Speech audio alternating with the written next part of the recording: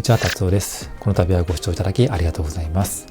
今回はデスクツアーの動画になります。約半年前に YouTube への初投稿動画としてデスクツアー動画を投稿させていただいたところ、なんと30万回を超える再生回数をいただきました。本当にありがとうございます。そこから約半年経ちまして、かなりデスクの環境もアップデートしましたので、改めてですね、デスクツアーの方で紹介の方をしていきたいというふうに思います。私は IT 企業に勤めるサラリーマンでして、コロナになって以来ずっとテレワークをやってきました。で、かなり環境にはこだわってきましたので、これからですね、デスク環境を作っていきたい方への参考になれば幸いです。それではどうぞ。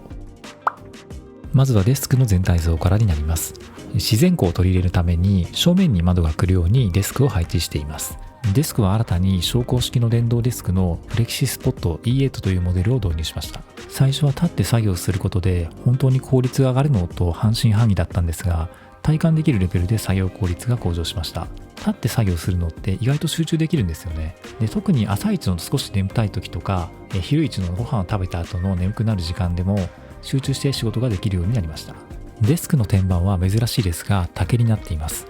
質感がとても良くて気に入っています。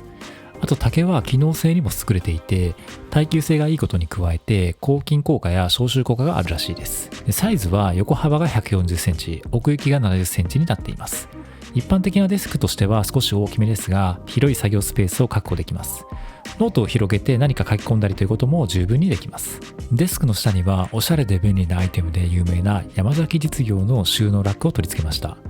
もともとスリットが設けられていて、なんとティッシュケースを逆さまに入れるだけでそのまま取り出せるという便利機能がついています。いちいちケースに入れなくていいのでめちゃくちゃ便利になります。あとは文房具などを入れるスペースとしても活躍しています。またアンカーの充電ポートをマジックテープで取り付けており、そこに伸び縮みするリール型の充電ケーブルを差し込んでいます。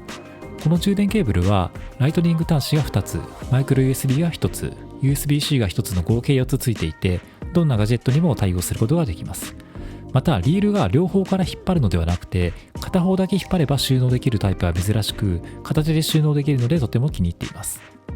チェアはハーマーミラー社のアーロンチェアをもう約8年以上使っています。座面がペリクルと呼ばれるメッシュ構造になっていて、通気性とフィットする座り心地を実現しています。長時間座っていてもとにかく疲れにくいです。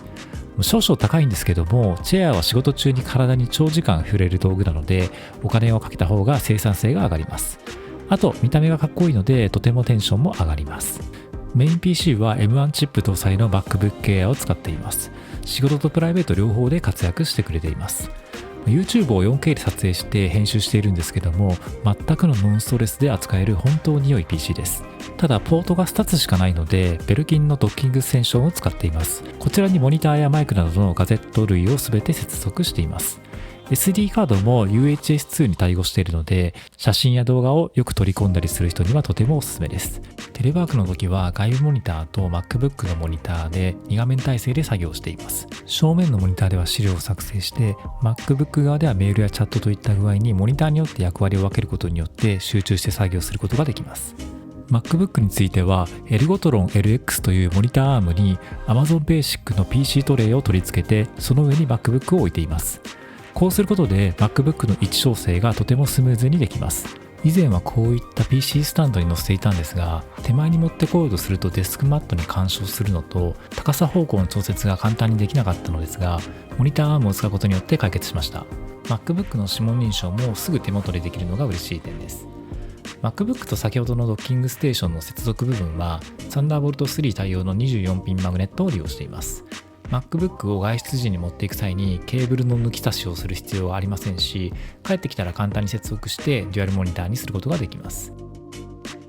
モニターは ASUS ProArt Display PA279CV という27インチ 4K モニターを新たに導入しました。このモニターの特徴は 4K という高解像度と高い色再現性、パワーデリバリーなどの豊富なインターフェースを5万円台という高コスパで実現している点です。特に sRGB100%、REC709-100% に加えて出荷前にキャリブレーションが実施されており、色精度が保証されています。モニターを支えているのは先ほども登場したエルゴトロン LX になります。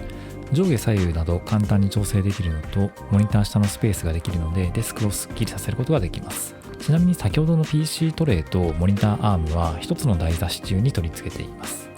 デスク上のライトはモニターに設置するタイプを新たに購入しました。中国の家電メーカーであるシャオミのモニターライトになります。アルミ製でブラックのシックな質感がとてもかっこいいです。光が直接視界に入らず手元だけ照らしてくれるので目が疲れにくくなるのがモニターライトのいい点です。ライトの明るさと色温度は無線のコントロールダイヤルで調節ができます。ダイヤルもシンプルでとてもかっこいいです。また電源も USB 給電でモニターから直接電源が取れるのでケーブルの取り回しは簡単でありがたいです。キーボードはロジクールの MX キーズを使っています。仕事上では Windows を使うこともあるので Mac Windows 両対応モデルである KX800 を使っています。薄型のキーボードでありながらちょうどいい打鍵感と静音性が特徴でテレワークにはもってこいのキーボードです。手を近づけるだけで自動で光るバックライトもかっこいいですね。キーボードはもう1台キークロン K1 自数配列モデルというメカニカルキーボードを使っています。結論としては最高のキーボードです。ロープロファイルという高さが低いキーを使っていて一般的なメカニカルキーボードよりもとても薄いのが特徴です。見た目がかっこいいのはもちろん打鍵感も大満足です。どんどんタイピングしたくなるようなキーボードです。主にブログを書いたり YouTube の編集をしたりといったプライベートなシーンで活躍しています。マウスはトラックボールタイプのロジクール MXL5 を使っています。2段階の角度調節機能がついていてごく自然な形で握り込むことができるので手首への負担が少なく長時間作業してもとても疲れにくいです。私は仕事で大量にパワーポイントで資料を作ることが多いので手首への負担が少ないというのはとても助かっています。デスクマットはグローブメイドというアメリカのデスクアイテムを中心として取り扱っているところから購入しました。素材はウール素材で端に革製のタグがついているのが特徴です。見た目質感ともに最高のデスクマットです。国内では販売されていないので海外からのサイトで購入する必要があるんですけども購入方法についてはブログに書いているので概要欄にリンク貼っておきますので気になる方は見てみてください。スピーカーは以前と変わらずロジクールの Z407 を使っています。1万円を切る価格なんですけどもサブウーファーが付属しておりとても迫力のある音になるので Amazon プライムや Netflix などの動画配信サービスを視聴する際にはもってこいです。テレワークや YouTube の音声吹き込みで活躍しているのがこのコンデンサマイクになります。Wi-Fi の 683A というモデルを使っています。このマイクを仕事中の打ち合わせで使うようになってから聞き返されることが減ってストレスがかなり減りました。ミュートボタンもついてますし質感もマットブラックで結構かっこいいです。さらに価格が7000円を切るというコスパが高いマイクになっているのでテレワークなどの音声品質を高めたい方にはとてもおすすめです。デスク横に設置しているのは IKEA の有効ボードのスコーディスです。価格がとても安いですし取り付けアクセサリーがとても豊富なのが嬉しい点です。有効ボードの裏には LED テープライトを貼り付けて間接照明としても活用しています。 IKEA のおすすめデスクアイテムはまた別の動画で紹介していますのでよかったら見てみてください。ここからはデスク環境を便利にするアイテムを紹介していきたいというふうに思います。デスク端にはドリンクホルダーを取り付けています。今まではコースターの上に乗せていたんですけども手が触れてこぼしそうになったりヒヤッとすることが結構あったので天板に取り付けられるホルダータイプのものを購入しました。クランプ式でどこにでも取り付けることができます。しかもヘッドホンハンガーにもなるのでとてもおすすめです。お次はボヤタのタブレットスタンドになります。タブレットやスマホを置いた時に首を傾けながら見ると姿勢が悪くなったり肩こりの原因になりがちです。そこでタブレットスタンドを使うことで目線を高く保つことができ肩や首への負担を軽減することができます。素材はアルミ製でとても剛性がありタブレットを乗せてもぐらつくことはありません。収納時は折りたためるのでとてもコンパクトになるのがありがたいです。デスク周りの掃除アイテムにも触れておきたいというふうに思います。1点目はアンカーのコードレス掃除機ユーフィーホームバッグ H11 というモデルになります。とてもコンパクトなんですけども吸引力も十分です。自立するのもいいですし充電もマイクロ USB からできるのでちょっとしたゴミを吸い取るのにとても便利です。デスク周辺で溜まりがちなホコリにはクイックワイパーがおすすめです。細かい隙間でも入っていきますしホコリをしっかりと吸着してくれます。山崎実業のワイパースタンドに入れれば生活感を極力出さずに収納することができます。デスクをきれいに見せるのに欠かせないのは配線整理になります。昇降デスクなのでケーブルダクトや配線カバーケーブルの収納スリーブを使って配線が極力外から見えないような工夫をしています。もしも需要があれば配線整理に関する動画も今後作っていきたいというふうに思います。